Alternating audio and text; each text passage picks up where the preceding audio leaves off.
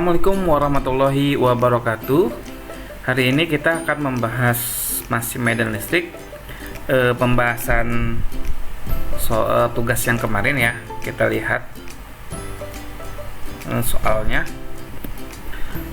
Pada titik sudut B dan D sebuah bujur sangkar itu persegi gitu ya, A, B, C, D, masing-masing diletakkan partikel bermuatan plus Q. Agar kuat medan di titik A 0, maka di titik C harus diletakkan sebuah partikel bermuatan sebesar. Jadi ini ada persegi, anggap saja sisinya A gitu ya. Kemudian ini titik A, titik B itu muatannya plus Q katanya. Titik C itu belum diketahui, dan titik D itu muatannya juga sama, plus Q. Jadi titik B dan D muatannya plus Q. Nah, yang ditanyakan adalah berapa muatan QC agar medan di titik A itu sama dengan 0. Kita perhatikan satu-satu ya. Medan di titik A itu dihasilkan oleh 3 muatan. Siapa saja? Muatan B, muatan C, muatan D. Oleh muatan B kemana? Muatan B kan positif. Positif arah medannya ke segala arah, keluar menjauhi muatannya. Berarti kalau di sini ke segala arah keluar menjauhi titik A, berarti ke arah kiri ya. Maka medan di titik A oleh muatan B adalah ke kiri. Besarnya berapa? Berarti K dikali muatannya itu Q, jaraknya itu A dikuadratkan. Kemudian medan di titik D ini juga positif, maka arah medan di titik A menjauhi muatan positif, berarti ke atas. Medan di titik A oleh muatan D sama, muatannya juga Q, maka EAD itu sama dengan K dikali Q dibagi A kuadrat, jaraknya A juga ya. Nah, kalau kita gabungkan kedua vektor ini, maka seperti ini ya aturan vektor. Tinggal dikuadratkan aja masing-masing ya. Berarti E di titik A oleh muatan B dan D adalah K dikali Q dibagi A kuadrat dikali akar 2. Oh ya, ini kuadrat ditambah ini kuadrat, karena nilainya sama ya dijumlahkan, hasilnya akar 2. Oke. Nah, ini gabungan medan listrik di titik A oleh muatan B dan D. Tinggal satu muatan lagi, muatan C. Nah, muatan C berjarak dari titik A adalah A akar 2. Kita gores ya.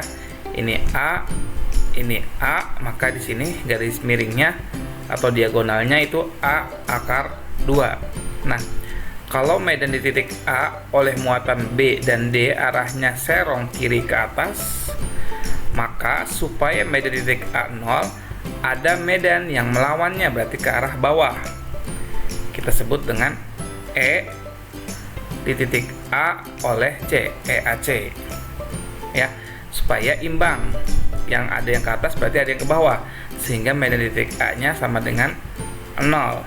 Nah, karena ini medannya ke arah bawah berarti mendekati muatan C sebagai sumber muatan, maka muatan C adalah muatan negatif karena mendekati ya arah medannya.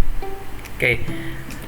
Nah, karena kita tahu bahwa medan di titik A itu bernilai 0, jadi yang ke atas itu sama dengan yang ke bawah. EA oleh B dan D itu sama dengan E titik A oleh muatan C. Kita substitusi aja nilai EABD nya, berarti K kali Q A kuadrat akar 2. EAC berarti K dikali QC dibagi jaraknya itu A akar 2, berarti A akar 2 dikuadratkan. K nya kita bisa coret ya. Kemudian A kuadratnya kita bisa coret ya. Kan A kuadrat ini juga A dikuadratkan A kuadrat gitu ya. Sehingga hasilnya ini Q akar 2, akar 2 dikuadratkan itu 2. Tinggal kali silang aja gitu ya. QC sama dengan 2 akar 2. Ini belum final jawabannya. Kenapa? Kita harus tahu jenis muatan C-nya. Nah, karena medan di titik A oleh muatan C arahnya mendekati muatan C, bukan menjauhi, maka muatan C harus bernilai negatif. Sehingga bisa kita tulis Ki C sama dengan min 2 akar 2 Ki. Semoga paham ya. Oke, sekarang kita coba menggunakan secara vektor. Digambar lagi, ini titik A, titik B, titik C, titik D, bujur sangkarnya. Kemudian kita buat sumbu kartesian, sumbu X dan sumbu Y. Ini tidak harus di sini gitu ya. Misalkan kalian buat di sini, ini X-nya di sini, ini Y-nya di sini, boleh, silakan. Atau ini X-nya di sini, Y-nya di sini, boleh, silakan ya. Hasilnya akan sama. Nah, kita menentukan posisi dulu masing-masing. Posisi titik A di sini. Ya. Berarti nilai X-nya 0, nilai Y-nya itu A. Berarti 0I plus AJ. Titik B di sini. Nilai X-nya itu A, nilai Y-nya juga A. Berarti RB sama dengan AI plus AJ. RC di sini. Nilai X-nya itu A, nilai Y-nya 0. Berarti AI plus 0J. Titik D adalah di sumber pusat koordinat, berarti 0I plus 0J. Sekarang karena kita ingin menghitung medan di titik A, kita hitung posisi medan di posisi masing-masing muatan dari titik A. RAB posisi titik A dari muatan B, berarti RA dikurangi RB, RA dikurangi RB. 0 dikurangi A hasilnya negatif A, A dikurangi A hasilnya 0, maka RAB sama dengan min AI plus 0J atau min AI aja. Nah, kalau kita hitung besarnya, min A dikuadratkan itu A kuadrat, kemudian diakarkan hasilnya A. RAB topinya ya udah min AI dibagi A, jadi A nya coret jadi min I. Bisa ya, ini yang bisa ya. Oke. RAC juga sama, A dikurangi C, 0 dikurangi A itu min A dikurangi 0 itu A. Gitu ya. Untuk besarnya ya tinggal negatif A kuadrat tambah A kuadrat, hasilnya A akar 2. Kemudian vektor satuannya vektor dibagi dengan besarnya. Ini vektornya dibagi dengan besarnya. A-nya kamu boleh coret ya, sehingga hasilnya min I plus C dibagi akar 2. Kemudian terakhir ini RAD titik A dari muatan D, berarti RA dikurangi RD, 0 dikurangi 0, 0, A dikurangi 0, AJ. Besarnya adalah ini kan 0 ya, berarti A kuadrat, kemudian diakarkan hasilnya A. R topinya, RAD nya berarti AJ dibagi dengan A hasilnya J. Mudah-mudahan paham ya. Kita lanjut. Nah, medan listrik di titik A ingat dihasilkan oleh 3 muatan apa aja? B, C, D. Sehingga EA itu sama dengan E di titik A oleh muatan B, E di titik A oleh muatan C, E di titik A oleh muatan D. Jadi kita substitusi aja. EAB berarti K kali Q-nya QB besar RAB-nya kuadrat dikali RAB topinya. Ini untuk muatan C, K kali QC dibagi RAC kuadrat, RAC topi. Untuk muatan D, K kali QD dibagi RAD kuadrat dibagi RAD topi. Tinggal kita substitusi aja. Kita tahu nilai QB itu ini Q, kemudian RAB-nya itu A, kemudian RAB topinya, mana RAB topinya itu negatif I.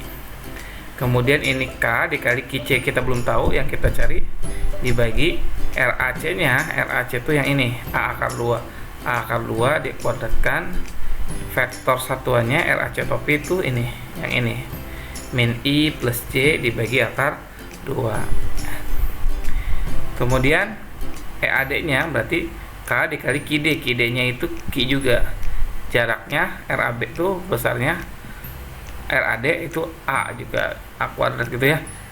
Terus vektor satuannya itu C.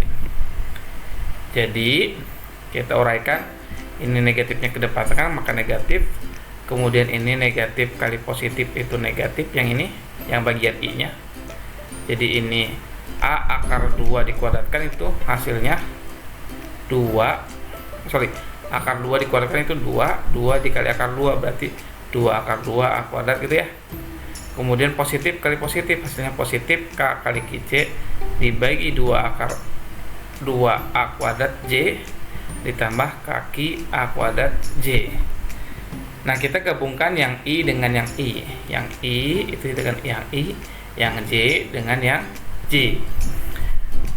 Yang I ini kan negatif-negatif. Negatifnya keluarin, kemudian K per A kuadratnya juga sama, K per A kuadrat, berarti keluarkan min K A kuadrat, sisanya yang ini adalah Ki gitu ya.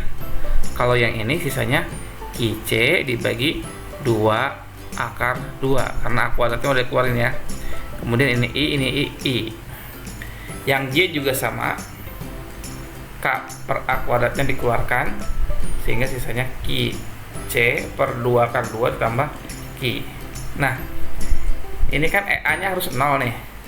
Kalau EA nya harus 0, maka ini juga harus 0 nilainya. Yang segini juga harus 0. Perkalian ini hasilnya 0, ini juga hasilnya 0. Kita tahu nilai K itu 9 kali 10 pangkat 9, maka ini tidak 0. Maka kalau dikalikan supaya hasilnya 0, yang di dalam kurung itu harus nilainya 0. Yang di dalam kurung juga hasilnya 0, harusnya 0 nilainya. Jadi yang di dalam kurung ini harus nilainya 0. Sehingga kita bisa tuliskan Ki ditambah QC per 2 akar 2 itu sama dengan 0. Ki-nya pindah ruas ke sebelah kanan, maka QC dibagi 2 akar 2 sama dengan negatif Ki. QC-nya adalah negatif 2 akar 2 Ki. Hasilnya sama ya dengan yang tadi cara manual. Ini hasilnya vektor. Sudah otomatis jawabannya negatif. Dan kita tidak perlu membuat gambar arah-arahnya dulu. Ya, kita perlu menentukan posisi saja. Kemudian posisi dari titiknya, besarnya, kemudian vektor satuannya. Setelah itu selesai. Ya. Oke, semoga bermanfaat. Kurang lebihnya mohon maaf. Terima kasih. Assalamualaikum warahmatullahi wabarakatuh.